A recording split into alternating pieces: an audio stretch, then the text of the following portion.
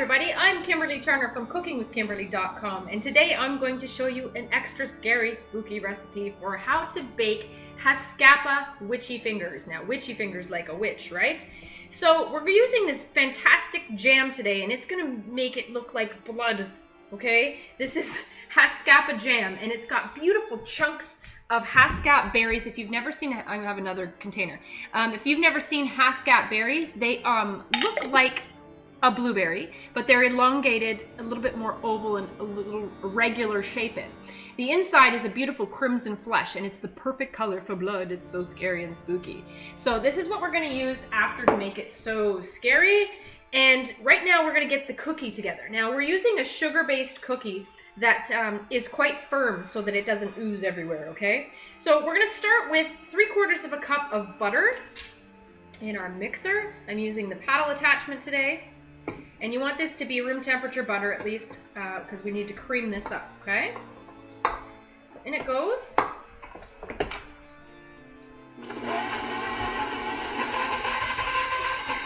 sure you're scraping the sides down, and the butter is actually going to lighten in color quite a bit from creaming it, okay? It's very important that it is that room temperature, and you're going to let it go from low, start on low, and work your way all the way up to the highest speed.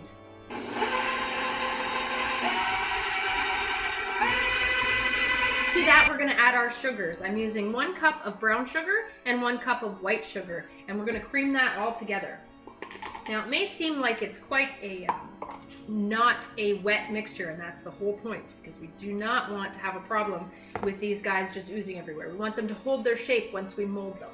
So I'm going to start with this white sugar.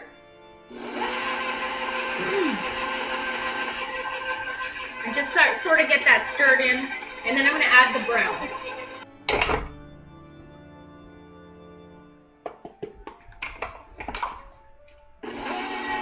And cream that together for at least a minute or two.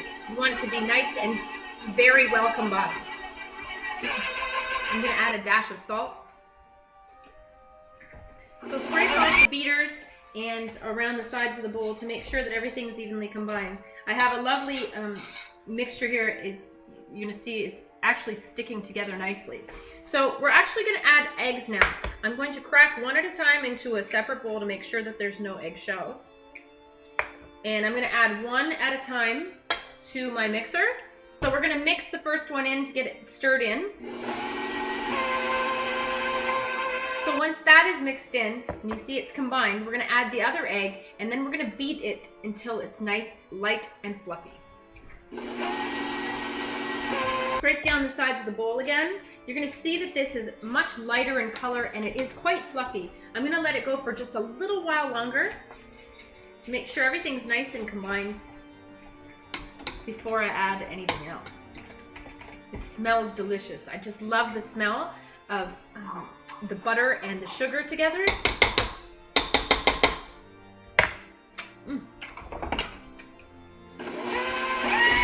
Okay, I want to show this to you if I can, the color, so that you know what you're looking for. See how it's nice and light and fluffy. It's a light beige color. Beautiful. Okay, I'm adding 1/4 teaspoon of baking powder and 1/4 teaspoon of baking soda. I'm going to sprinkle that in here now. You could add it to your flour, but I'm not sure if I'm going to use 2 3/4 or 3 cups of flour, so I don't want to mix it in there and miss out. So here we go. A little bit of that, a little bit of this. And I'm going to start adding a little bit of the flour. So I'm going to add a little now, and as it's mixing, I'm going to continue to add flour. Scrape down those sides. Start combining that flour.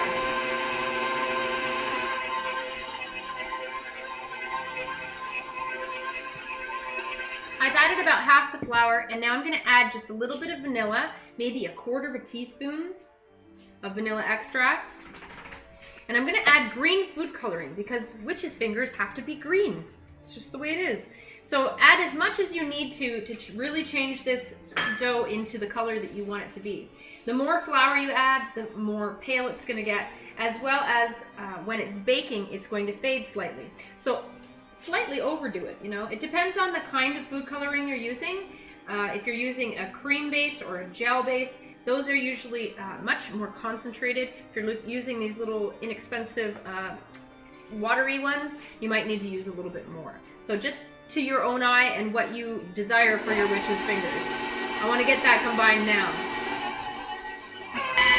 And continue adding your flour.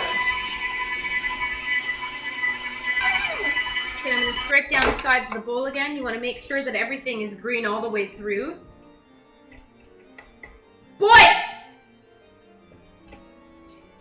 So scrape down the sides of your bowl. You want to make sure that everything is colored green all the way through. You are looking for a quite firm consistency, even a little bit firmer than maybe Play-Doh. Okay, so you're going to eyeball it. Every day is different that you're baking, so just, you know, you're going to have to gauge it for yourself that day for your atmospheric conditions and stuff. You're just going to see if it can hold a nice form and it's not a very wet dough.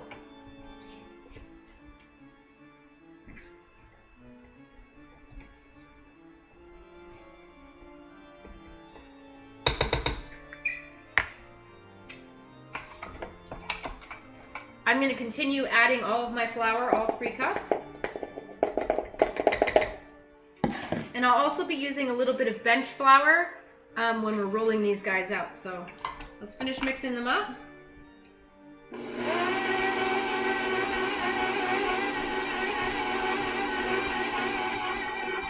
Okay, you're going to keep continuing adding flour until it starts coming off the sides completely.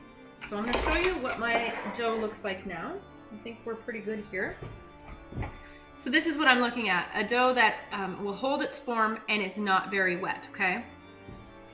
Okay, so preheat your oven to 375 degrees Fahrenheit. I have my baking sheets prepared with some parchment, or you can use silicone mats. I have a little bit of bench flour here, just a little bit.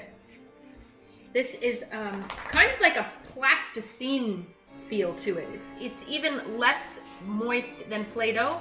So you're going to have a tough time if you use too much flour at this point. You won't be able to actually mold them too well. They'll just kind of fall apart. So you're going to take yourself a nice chunk and you're going to roll it into a cylinder, something like what a finger would be like. Okay. Now the beauty of these is the kids can help and everything, and witchy fingers are all kind of mangled and dislocated looking and knobby, right? So you can kind of just be artistic and make knobby, weird shapes like that, okay? Weird stuff going on. Big knobby knuckles and things. And then on one end, you're going to add either a pumpkin seed or a squash seed as the fingernail, okay? So just push that in, and I'm gonna show you what it looks like. So that's what you have as a witchy finger, okay? And I'm going to take a sharp knife and I'm just going to make some lines right where the knuckles would be, just to make it a little more authentic. As well, when you use the Haskapa jam, it's going to fall into those little cracks and it's going to look really cool, okay? So there's one finger done. I'm going to show you one more. Just grab yourself a nice chunk. Make a nice cylinder shape, and then make some knuckles, okay? Try to round out the ends if you want to. You can make them long and skinny, you can make them fat and short, you can make them however you like, whatever you think a witchy finger should look like. And there's another one, okay? So that's how I'm doing them. And these are gonna bake in the oven for 8 to 12 minutes. So check them at 8 minutes and make sure that all is well. Now I added, in this recipe, I added about 3 3/4 cups today of flour. Make sure that these guys are the right texture and consistency before you put them in. If you're questioning it, make one of these little witchy fingers, throw it in the oven, and make sure that you watch it 8 minutes and it's not oozing out like a sugar cookie would, okay? You want to make sure that it's holding its form. So only bake one to do a test if you really are nervous about it, so that you make sure that the whole batch isn't ruined, okay? So just continue to do that, fill up your cookie sheets, and you'll see me in a minute. Okay, so I have a whole tray of these guys ready. I have about 25 on here, I would say. And that's going in the oven for 8 to 12 minutes. You want to just make sure that they're baked all the way through. I'm kind of thinking they're going to go about 9 or 10 minutes tonight. These are pretty cool. They're not going to spread out too much, so give yourself some space in between, but I mean, you don't need a whole bunch of space either. Now you see how they're all misshapen. I have some with, they all have those little finger marks on them, and those nails look really cool too. So into the oven they go, and I'm going to finish off this other tray. Now you can even put little warts on them if you want. Roll little tiny balls of the dough and stick them on like a wart. That's kind of cool too. And then you have a warty witchy finger.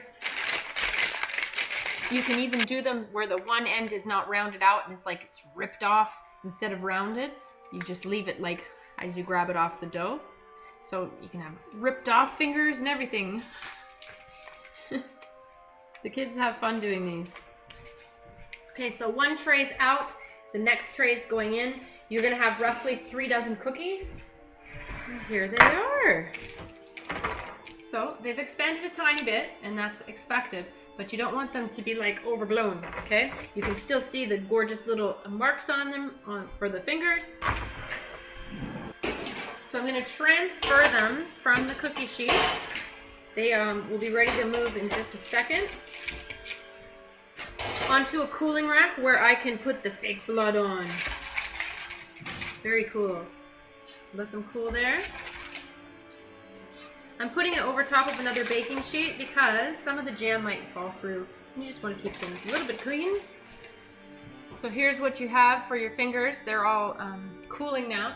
And while I'm waiting for my second batch, I'm going to use this Haskapa jam to put blood on. Make sure it gets all in the fingernails and all those little ridges that you cut in. Now, check out this Haskapa jam. Not only is this stuff really tasty, but it's got these chunks, look at, and it's very, the perfect color for blood. It's really rich and crimsony. Boy, look at that, it's gonna be awesome. So just use a little brush and baste it on. Ugh, gooey blood. It's so cool.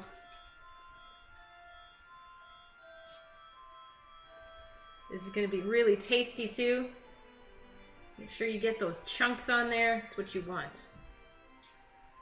So you can see how the kids would just have a ball doing these, and they would think they're really funny too, with the fingers all messed up in different directions, and how they just can't mess up. You know, it's nothing is perfect, and they're easy to do.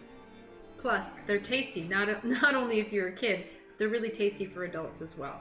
If you put the jam on before you bake them, which you very well can, it darkens in color, and it's just not really bloody looking anymore. It's just kind of brownish, so it's better to do it after. It's a little bit more messy, but it works better. The effect is much better. Now, if you don't have Haskapa jam or Haskap jam, you can use any other kind of red jam to get the same kind of effect. It's just this stuff works the best. So my other ones are done baking. Ones with the warts on them. And here's our first batch done with the blood on them. They look awesome. Look at that. Oh, gross. Doesn't that look great? I'm gonna show you one here. Here's a good one. You see that the nail is on there, the blood is all gooey on there and chunky, and you can see those little ridge lines from the knuckles on it. Very cool. Now again, these are tasty. The seeds are edible. They look just like fingernails, pointy fingernails. So let's try one. See what we got going on. The Haskapa jam is so good. I can't even lie. So good. So you've got witchy fingers that actually taste good too. So good.